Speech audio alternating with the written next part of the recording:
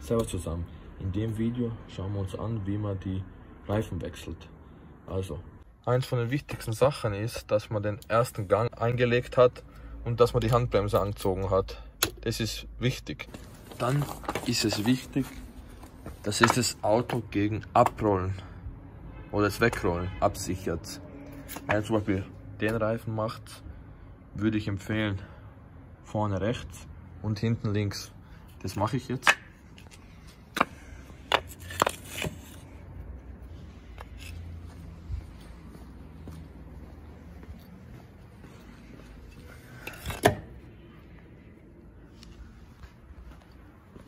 Wichtig, obwohl es Zeit kostet, es kann doch echt im schlimmsten Fall retten, immer einen Stützbock.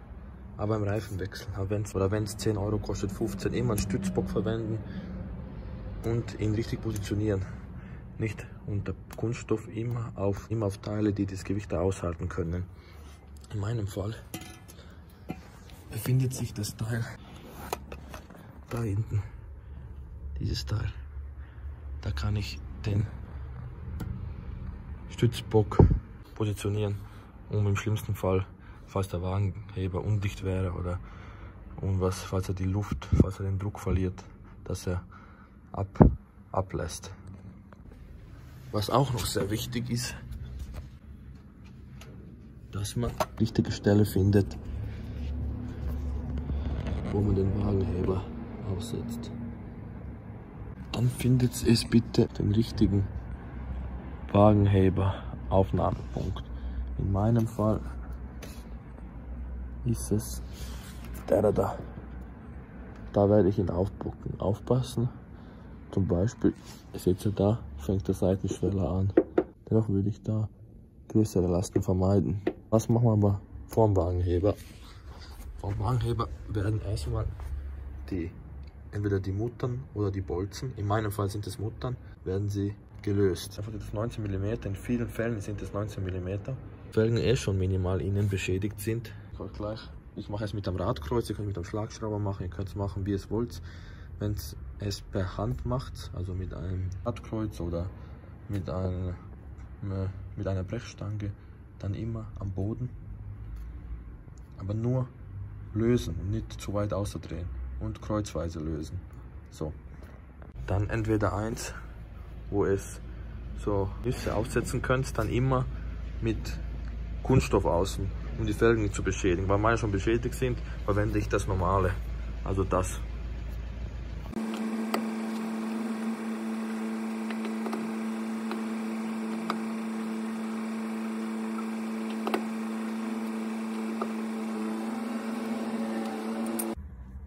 Dann heißt es aufbucken.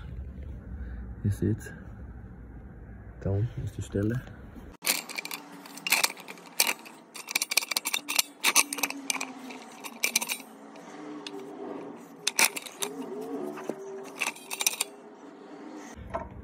So, nun wird aufgebockt.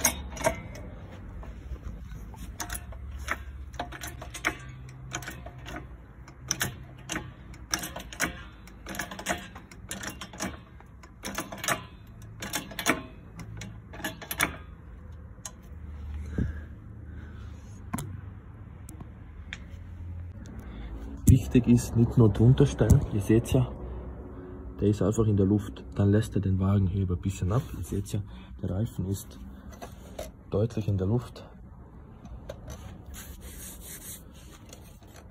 Jetzt den Wagenheber langsam ablassen, damit der Stützbock auch Druck aufbauen kann.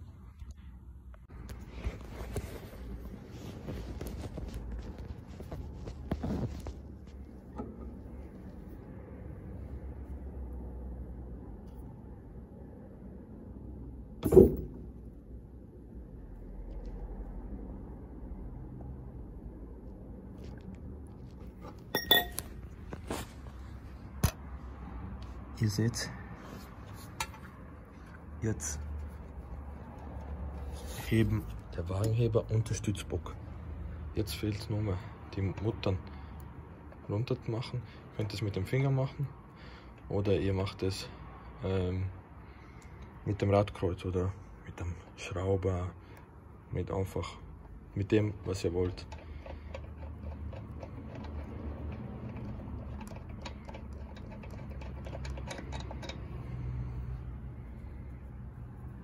Immer die Muttern aufbewahren.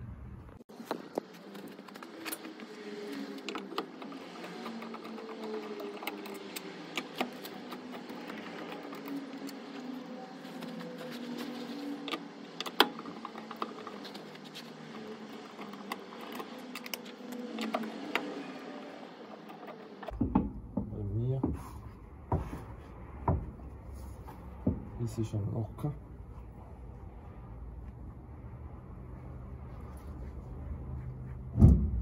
Aber sollte bei euch nicht locker sein, wenn zum Beispiel so steht, schlagt da dann dagegen. Wisst ihr, wie man, ja?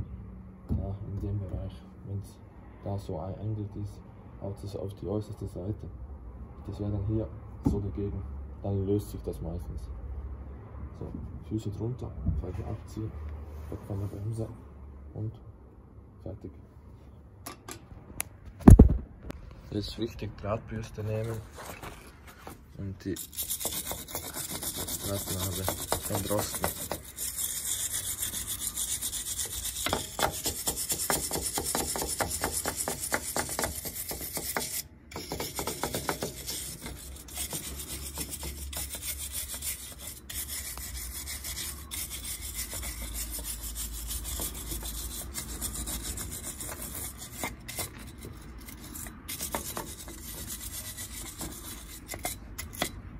So, fertig.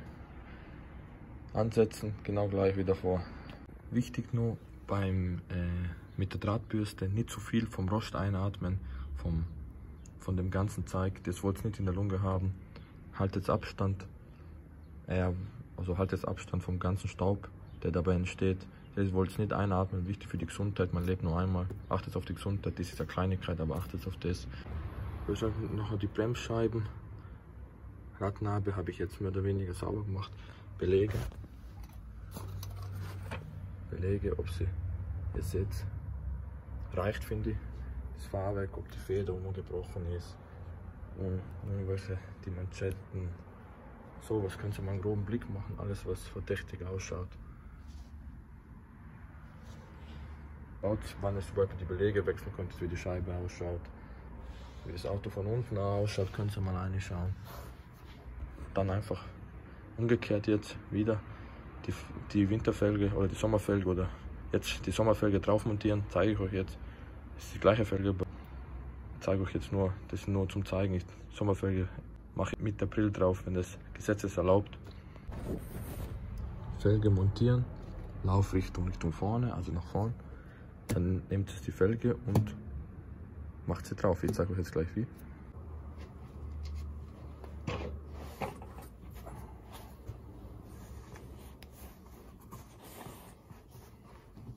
So, richtet so ungefähr aus. Gibt die Felge auf die Füße, dann müsst ihr weniger tragen.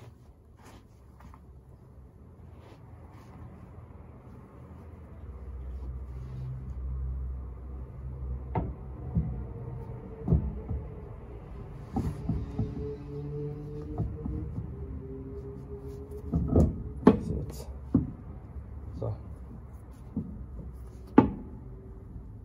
Wichtig, hebt jetzt das, gibt eine Schraube drauf, die Mutter, 19.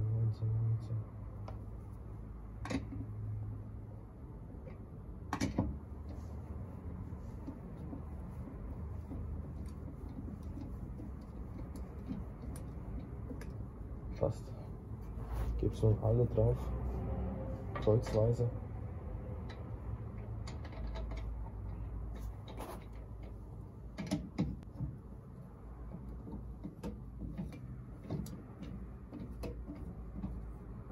Bisschen leichten Widerstand spürt es nur minimal. Jetzt wieder die andere.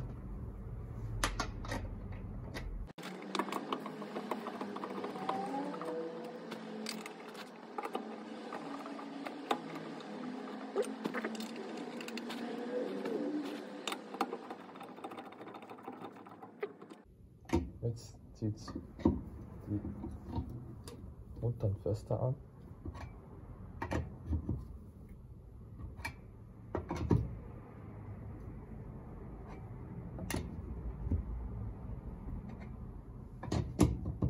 So fest, wie es in der Luft geht.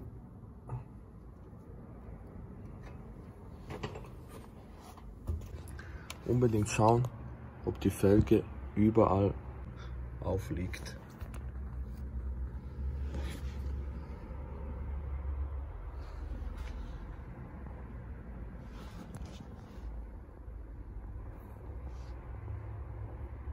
Ihr seht ja, sie tut es. Macht so fest wie ihr es könnt in der Luft.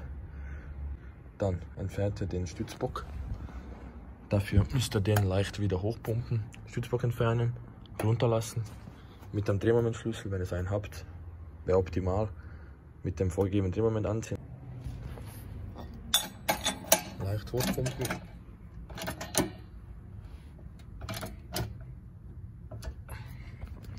Schauen wir, ob der Bock.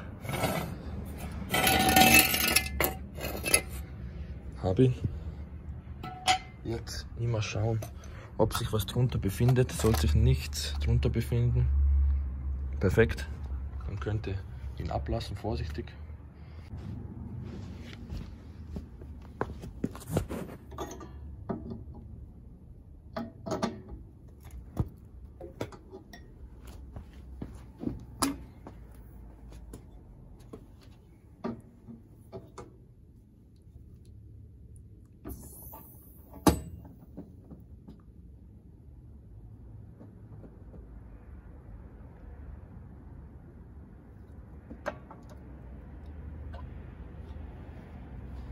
Passt.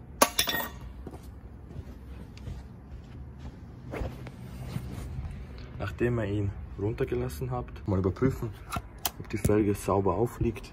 Überall bitte, von jeder Seite. Ihr seht, es passt. Bitte schauen, das ist wichtig. Immer schauen, wenn ihr selber macht.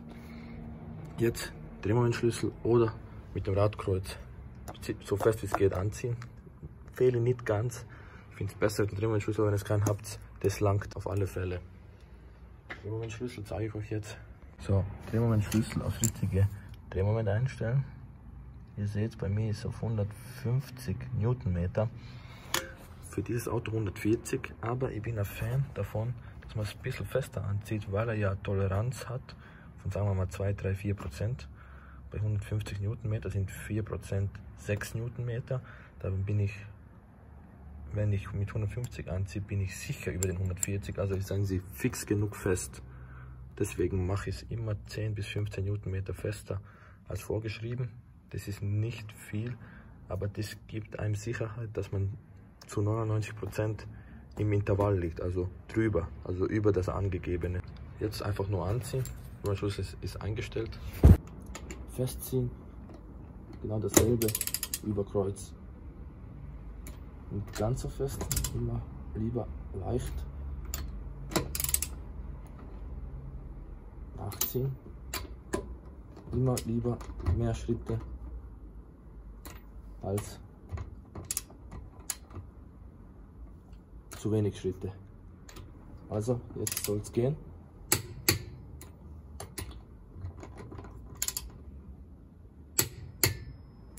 Beim Knacken aufhören, also nicht zu schnell machen. Weil dann hat man zu kurz, dann zieht man meistens zu fest an. Langsam.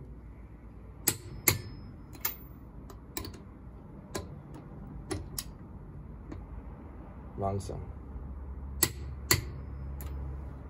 Wenn man ganz fest macht und wenn man schnell macht, dann hat man kurzzeitig ein sehr großes Drehmoment. Das verfälscht das Ergebnis. Langsam. Passt. Nochmal überprüfen.